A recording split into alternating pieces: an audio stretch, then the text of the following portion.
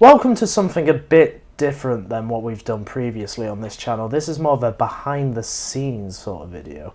And as you can tell, we're fucking hard.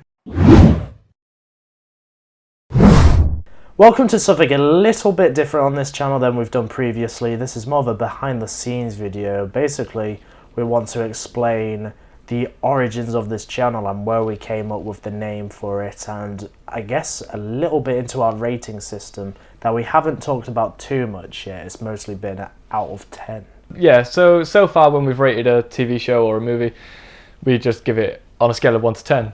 But on the very rare occasion, and it will be rare, that we both give the film a 10 out of 10, then we'll basically give it a rating that sort of exceeds 10 out of 10, and we'll say it's a slice of fried gold. So the origin of that phrase originally is from Edgar Wright's sitcom Spaced.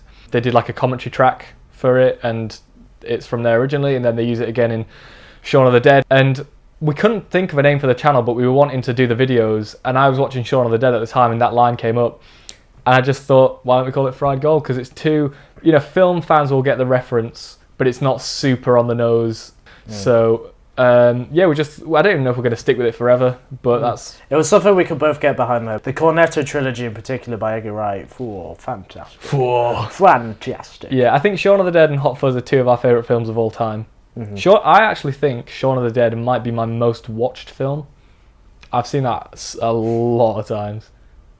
I'm struggling to think of one I've seen more, so I've seen that a lot, seen Hot Fuzz a lot. Love them both. World's End's good, not as good as the other two, but Yeah, still solid though. And then obviously Scott Pilgrim's good. And Baby Driver was my favourite film. It was probably my favourite film of the year as well. It was a nice surprise as well, because you're probably more of an Edgar Wright fan than I am.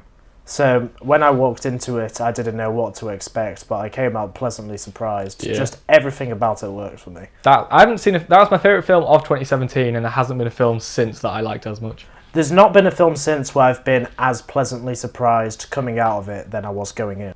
Yeah, so the channel's kind of rooted in like the appreciation for the Cornetto trilogy and Edgar Wright and stuff like that. And so I was never a film fan in school. It was only after school that I sort of got into films. But the first film I watched that really made me take note of it as like a craft was Hot Fuzz. It was the first time that I'd sort of noticed editing and like the way that Edgar Wright does like his whip pans and stuff like that. And it's just really quick cut. And the way that the script would sort of refer to earlier parts of the script later on, but in a new context. I'd never noticed the sort of craftsmanship behind it before, and that made me aware. And so it's kind of my first in as a film fan. Another Edgar Wright experience that was quite formative for me was when The World's End came out, and Lead to the Light showed Shaun of the Dead, Hot Fuzz, and The World's End in one go, and they gave out like cornettos in between. So that was definitely one of the more interesting cinema going experiences of my life, and that came around at a time where I was just getting into films a little bit more.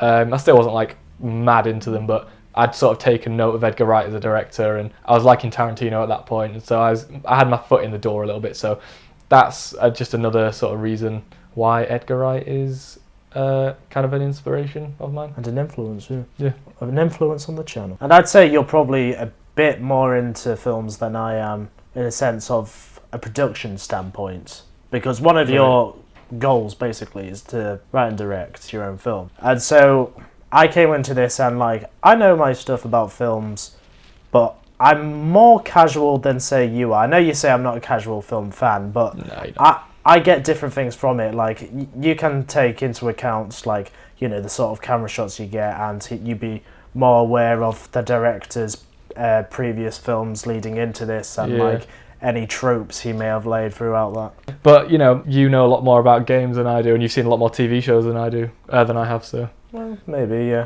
that is something we want to delve into more as the channel progresses. We don't want to just be limited to a certain kind of content. We're focused on pretty much all media, I think. Like between us, we can definitely cover it all. So while for the first couple of months you might see a trend in the videos we make, we're hoping to eventually expand that, so we'll be incorporating some gaming videos, maybe some more TV series, reaction videos, commentary tracks. We might cover film news if there's something that really excites us. Like we started the channel just too late, but when Robert Pattinson was announced as Batman, that would have been a story that I think we'd have liked to have covered. Yeah, and I feel like we could definitely incorporate that into more like discussion videos, like dream casting or stuff like that.